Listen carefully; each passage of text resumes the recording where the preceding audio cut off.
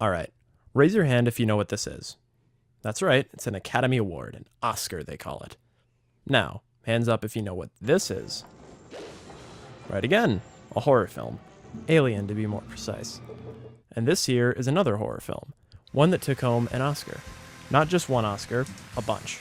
It swept the awards, becoming the only horror film to get such acclaim. A few before it got sporadic Academy accolades in the 1930s for special effects, or the 60s and 70s when all critics decided that devil movies were in style, but Silence of the Lambs elevated the genre to new, respectable heights and cooked up a franchise. Finally we reached the thesis of all this. The film, as well as the novel it's derived from, follows a young FBI agent, Clarice Starling, played by Jodie Foster and later Julianne Moore, who is forced to match minds with a brilliant, bored, and incarcerated serial killer, Hannibal Lecter. She needs his help catching an active murderer, and Lecter is open to such a relationship for his own reasons. Without detailing the whole plot, it's phenomenal. Watch it. It's one of the greatest films in any of the genres it inhabits. And from this Oscar-winning film came a franchise, and said franchise included a sequel, a prequel, another prequel, and most recently, a television adaptation of one of the prequels, Red Dragon. And that's what we're here to talk about. Lately, we've gotten a whole slew of these TV series based on older film properties, especially horror for some reason, with varied results. Now, I don't want this to become some juvenile versus match between two versions of the same story, more just a thoughtful look at two great adaptations. So, let's compare and contrast the strengths and weaknesses of the NBC series Hannibal and the Brett Ratner film Red Dragon. For the record, the series does obviously have the advantage of more overall screen time, 3 seasons versus roughly 2 hours. So, for the sake of some fairness, I will factor in broad generalizations from the whole film set rather than just Red Dragon. With all that rambling done, let's begin. And there's really no other place to begin than with the characters. The main character. No, not Hannibal. No, not the Red Dragon guy either. No, we're talking about the tortured FBI profiler with the bloodstained imagination, Will Graham, as portrayed by Edward Norton in Red Dragon and Hugh Dancy in Hannibal. Norton's version is pretty well grounded. He has a family he cares about, he's a decorated, hard-working agent, and he has a definite handle on his own mind, something Dancy's Will lacks. The series' Will has a more solid connection with Lecter and his collection of stray dogs than he does with his family. They're almost literally an afterthought, showing up after a time jump in the final season. Not to say there is no connection, but it's simply not at all the focus of Dancy, because there's simply so much else to him. He's layered and complex, balancing a genuine armful of medical and psychological issues that are all just constantly made worse by his kinship with Hannibal Lecter. Norton's Will interacts with Lecter in a very formulaic and hands-off kind of rivalry.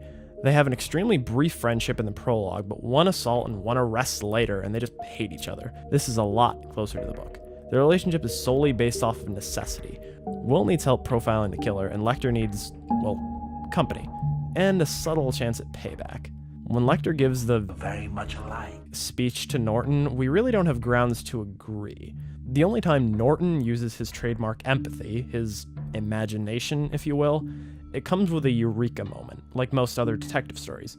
Dancy, though, his empathy isn't just a plot point. It's near superhuman, and it's shown and felt. We literally see the steps he goes through in reconstructing a crime scene and the way he has to mentally act out each horrific act of violence in order to understand the men he's hunting. And we're made privy to exactly how this just ruins his mind. It's a direct, qualifiable link between he and Lecter that helps form their relationship. Their friendship? Hell, I'll just say it. It's arguable that they're in love. There's a definite attraction one way or another, and it adds even more meat to an already juicy connection. With Hugh Dancy's version of Will, we both see and feel his slow, disturbing dive into debatable madness, as well as his connection with the people around him. Norton more or less seems like your typical hard-nosed, albeit well-acted cop character. I'd be lying if I said it was a tough call. The series version of Will is much stronger. With the technical protagonist dealt with, we move on to the man himself. The Mozart of murder, the other appropriate analogy. Hannibal the Cannibal Lecter, as portrayed by Sir Anthony Hopkins and Mads Mikkelsen, respectively. These are two very different performances, and I mean different from the novel and different from one another. Having already won an Academy Award for playing Lecter by the time Red Dragon even happened, Hopkins obviously knew what to do. Be snide, but be sophisticated. be bratty, but be intelligent enough where it's an understandable attitude to have. Mr. Mickelson, however, came in blind.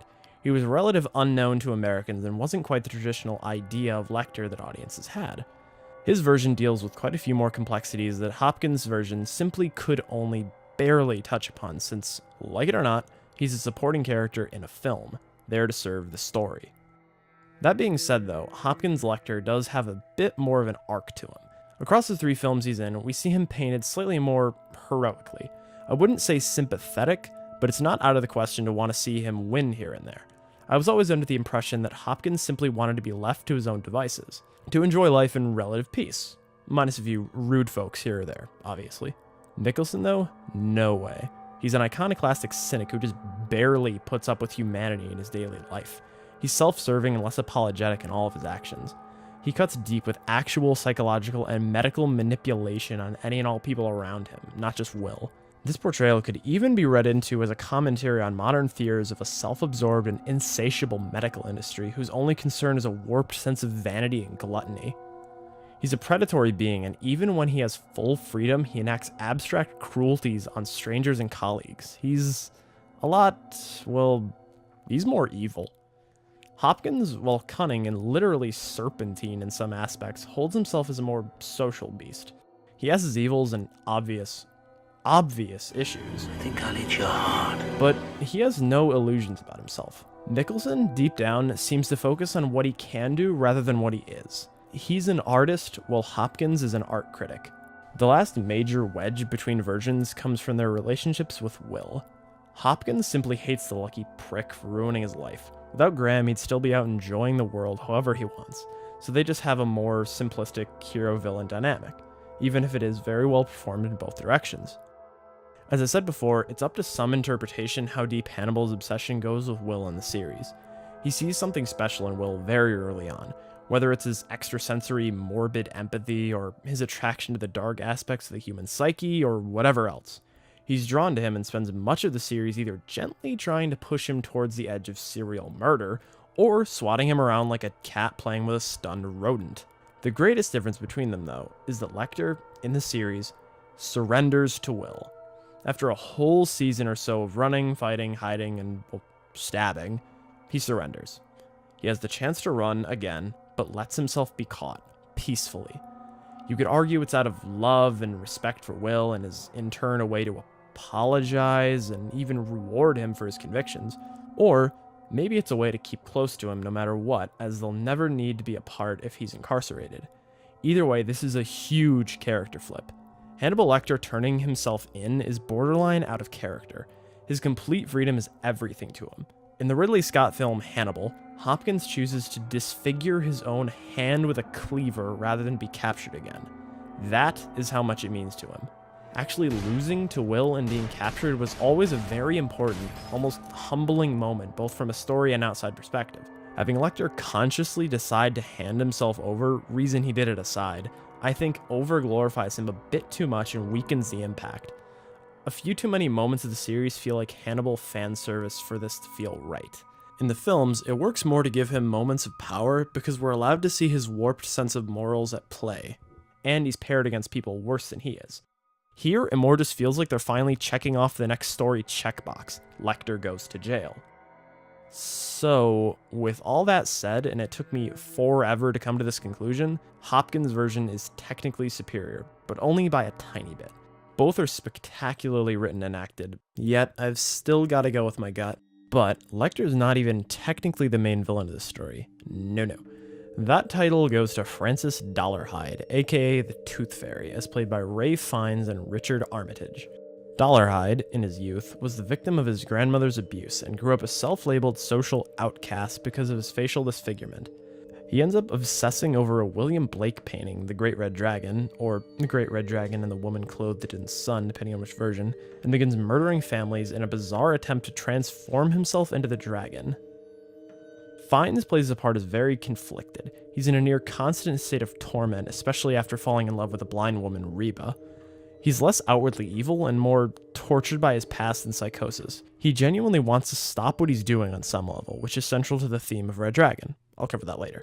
Armitage is a much more visual performance. In fact, he doesn't have a word of spoken dialogue until about 27 minutes into his second episode. Before that, it's all imagery and music. His Dolarhyde seems much less grounded in reality and more deeply under the dragon's thumb. Also, while Fiennes has a respect for Lecter and a reserved fear and hatred for Will, Armitage seems mostly indifferent toward Will and has a complete obsession and reverence for Lecter. He seeks his approval like that of a child to their favorite teacher. Another compelling detail about Armitage is that he does actually sound like he has a bit of a speech impediment. I knew that you alone would understand this. And we see him practice his own homegrown speech therapy to try and work through it. I suppose with that, we empathize with his neurosis a tad bit better. Overall though, this one's a bit easier to call from the get-go, as Dolarhyde himself seems like an afterthought in this series. He's relegated to the back half of the third and final season and doesn't serve the story much beyond just finishing out the Red Dragon storyline that the show is technically adapting. The film's version of Dolarhyde is not only obviously central to the narrative, but also to the central theme. So yeah, it's simple enough. Red Dragon has the better Red Dragon. For the purposes of time and my own sanity, the rest of the characters can be rapid-fired out a bit because both products really do keep their focuses mainly on those three. But the supporting casts are still very important. We'll start with Will's FBI superior Jack Crawford, as played by Harvey Keitel and Lawrence Fishburne. I adore Keitel. He's always been a low-key favorite of mine, but Fishburne's Crawford is just a cut above. Not only does he have oodles more screen time to the point of essentially being a main character himself, but he's simply more complex. The most interesting aspect is seeing him truly grapple with forcing Will further and further out of his comfort zone, as well as seeing him interact with his wife and how her life and eventual death change him as a character. The sleazy reporter, Freddie Lowndes, is good in both versions, but I'll always prefer how unapologetically shitty Philip Seymour Hoffman played him in Red Dragon. Mason Verger, a rich, cruel, pedophilic Lecter victim from the film Hannibal, is used in the series as well, and is played by Gary Oldman and Joe Anderson respectively. It's a pretty even split here, but Anderson, as good as he is and as interesting as it is to see him pre-mutilation, simply bases his line reads off of Oldman's version from the movie. Gentlemen, welcome to Muskrat Farm. He does a great job emulating, but simply through the virtue of copycatting, Oldman gets this. Aside from that, the show really does take the rest of the side characters for its own. It develops a character only mentioned in the films, Dr. Bloom, and evolves her into a three-dimensional character all her own. Also, Lecter's psychiatrist, Bedelia, has an interesting role to play in the series and happens to be played by the amazing Gillian Anderson. And then there's Crawford's wife, and the FBI forensics team, and Reba, the blind woman, and Abigail Hobbs, and Margot Verger, and Abel Gideon, and a much, much more three-dimensional Dr. Chilton, amongst plenty of others. The series loves to let its characters breathe while they can. Being adaptations of the same novel, you'd probably expect the two stories to play out the same way, but that's not the case.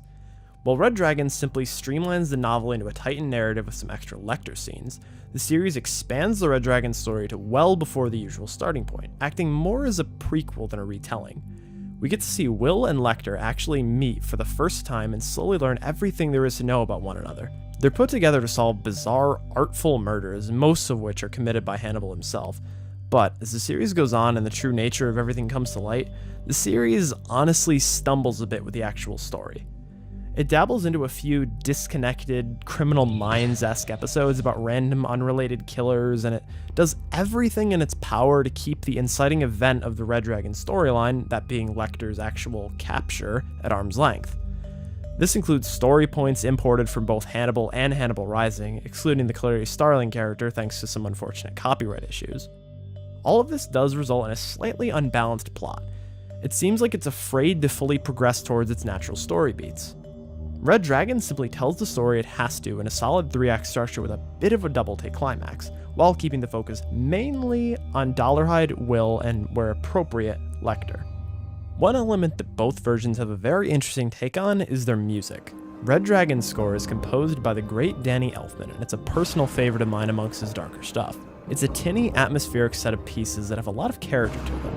They range from mysterious and brooding to very animated and almost grimly peppy, like a lot of Elfman's work with Burton. It's a great score. The series music is very odd, but equally effective. There's a few classical operatic pieces used throughout as musical vignettes in some of Hannibal's scenes, but the majority of it sounds like this. It's a musical representation of the turmoil in poor Will Graham's mind, and it, along with him, degrades as the series progresses. It becomes more violent and dissonant, and from pretty early on, it sounds like someone banging metal trash can lids with a hammer down some dark hallway. It's a tough call here, but between the two, I have to give the edge to this series, simply because it's something completely its own. The grim metallic pieces for Will and eventually Dolarhyde clash beautifully with the classical Hannibal ones, whereas Elfman's Red Dragon score, as I said, does just sound like another dark Danny Elfman score. Okay, I've got a confession to make. I really wanted this topic to be a contest, a closely debated back and forth, but no. In terms of visuals, Hannibal the series is the hands-down choice. Don't get me wrong, Red Dragon has some definite visual strengths. It holds its focus well in visually showing the gritty world its characters inhabit through the newspaper montage, the use of muted but gorgeous colors, and the VHS tape motif that comes into play in the story. It's very tightly shot. Literally, there's very few wide shots in the whole damn movie, and it is worth some praises, but just being honest, it's not half as intelligently shot as Silence of the Lambs was, and it isn't a third as beautifully shot as the series. Just look at some of this.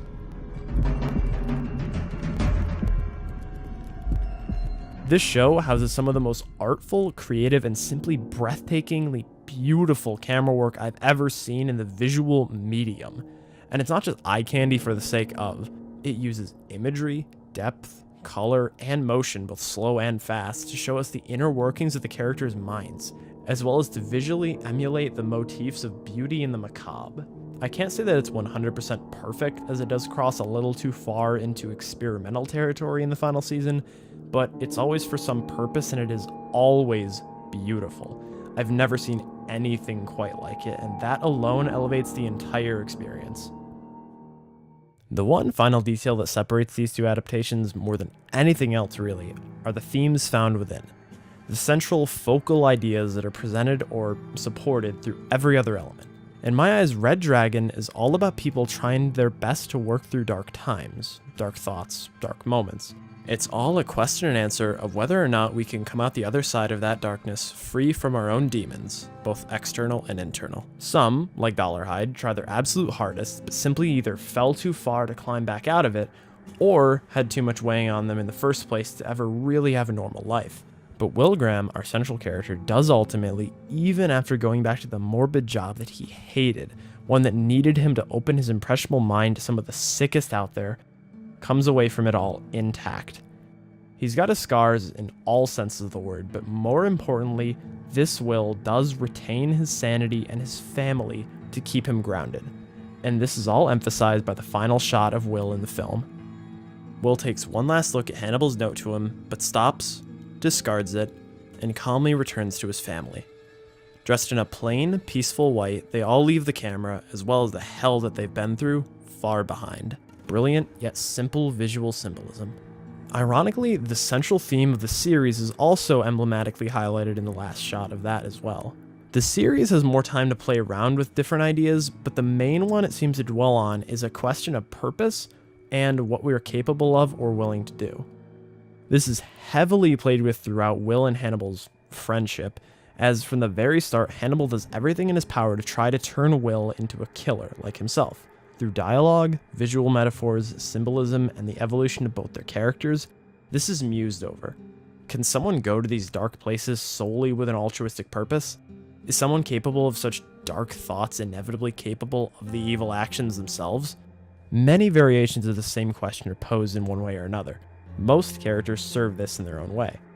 Crawford struggles with becoming a merciless, near-vigilante manhunter despite what his late wife would approve of, as well as recklessly deeming Will's mental health a necessary casualty in the conflict.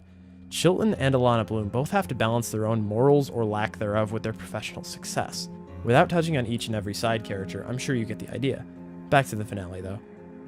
Well, by the very end of the series, Will and Hannibal are at the mercy of Francis Dolarhyde on a secluded villa overlooking the ocean. He wants to transform them both for his delusional ascension to be complete. There's a moment where he has the upper hand, with both of them badly injured, but then something changes. Will, our hero, finally gives in to his urges, his design, to Hannibal. The two of them work together to not just defend themselves from, but murder this man. They gracefully and brutally work with tooth and blade to slaughter him in a moment of disquieting interdependence. When it's done, Hannibal proclaims that this is all I ever wanted for you, Will.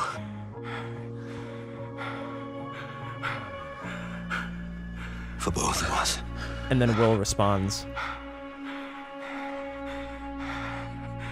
It's beautiful. So that's it. The manipulative, cannibalistic, serial murderer who we feared, chased, fought, and hated was right all along about our hero's capacity for brutality. Although Will's resignation doesn't fully seem voluntary, he is badly injured, trembling, and barely on his feet, but he still concedes. In one of the very last shots, in what I'm positive Hannibal considers his greatest achievement, the two huddle by the cliffside as the morning sun just barely begins to creep up. Then, just when you think that's the note we're ending on, this happens. Intentionally or not, Will takes them both off the cliff to the rocky bluffs below. Maybe Will's body simply gave in from exhaustion and blood loss, or perhaps he had a lucid moment and stole back the power Lecter clearly had over him, but we may never know. What I do know is how these critical final seconds affect the theme. After a climax that reinforced the darkest possible answer to our questions of what Will is and is capable of, he does, through effective suicide, reclaim himself and wholly defeats Lecter. I won't go as far as to say that this is a positive statement about suicide, but more an assertion of how people with mental illnesses can feel so desperate and trapped that it seems like the only way out. Maybe Will wanted to stop himself before his newly indulged bloodlust got away from him. Who really knows? So, does all this make up a good ending or a bad ending? That's up to debate, as it's chiefly open to interpretation. One could argue it's a pair of outlaws with nowhere to go taking their own lives a la Thelma and Louise, while another person could insist it's two lovers the world won't accept dramatically dying together. Yet someone else could say it's simply Will Graham deciding that they're both too sick and dangerous to live. That's kind of the beauty of Hannibal's themes. They're concrete in subject matter, but subjective in the takeaway from them. Between Red Dragon and Hannibal, theme preference is truly a matter of taste. Straightforward and hopeful, or thorny and complex. I suppose that's an apt metaphor for the comprehensive differences between the two. Red Dragon tells a tight, engaging, pointed story from beginning to end with no real cracks to speak of, while the series has its failings in plot and story structure, but houses a visually stunning and layered character study. It's funny how many times, including Manhunter, the same story can be retold in the span of less than 40 years. But that's just another testament to the sheer stark brilliance of the source material and those interpreting it. Both versions really are top-tier examples of serial killer fiction. A little sick how big of a thing that's become. I'd almost feel wrong glorifying one over the other, so I won't. For story, you go to Red Dragon. For character, you go to Hannibal. There's a whole index of other topics in my head for more video essays to come, so keep checking back. Until next time, just know that I think of you often. farewell.